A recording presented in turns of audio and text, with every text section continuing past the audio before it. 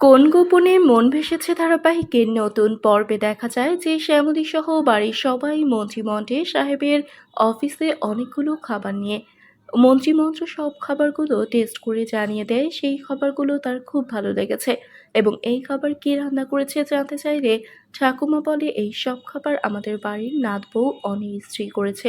এ কথা শুনে মন্ত্রী শ্যামলীকে অনেক প্রশংসা করে। তারপর অনির বাবা সূর্য চ্যাটার্জি বলে, তাহলে মন্ত্রী সাহেব, আমরা কি আপনাদের এই কাজটা পাবো? এ কথা শুনে মন্ত্রী বলে, শুধু এইটা কেন? আমি যতদিন মন্ত্রী আছি আমার এখানে যতগুলো অনুষ্ঠান হবে সবগুলোই আপনারা পাবেন। মন্ত্রীর মুখে এ কথা শুনে মহা খুশি সবাই। এদিকে বাড়িতে আফসোস করছে তিশা ও অরুণাভ সহ অরুণাভের মা। অরুণাভ তিশাকে বলে, যে করেই হোক আগে ওই শ্যামলীকে আমাদের পথ থেকে সরিয়ে ফেলতে হবে। এদিকে বড় একটা কাজ হাতে পাওয়ার সবাই অনেকে জোর করে শ্যামলীকে একটা উপহার দিতে বলে। এদিকে অনির বাবা খুশি হয়ে সবাইকে বড় রেস্টুরেন্টে নিয়ে যেয়ে খাওয়াবে। তাহলে কি এবার শ্যামলীকে খুশি করতে শ্যামলীকে নিয়ে বাইরে কোথাও ঘুরতে গিয়ে আবারও শ্যামলীর কাছাকাছি হবে অনি? বন্ধুরা, কি হবে এবার? এক্ষুনি একটি লাইক দিয়ে এবং কমেন্ট করে জানিয়ে দাও তোমাদের মতামত।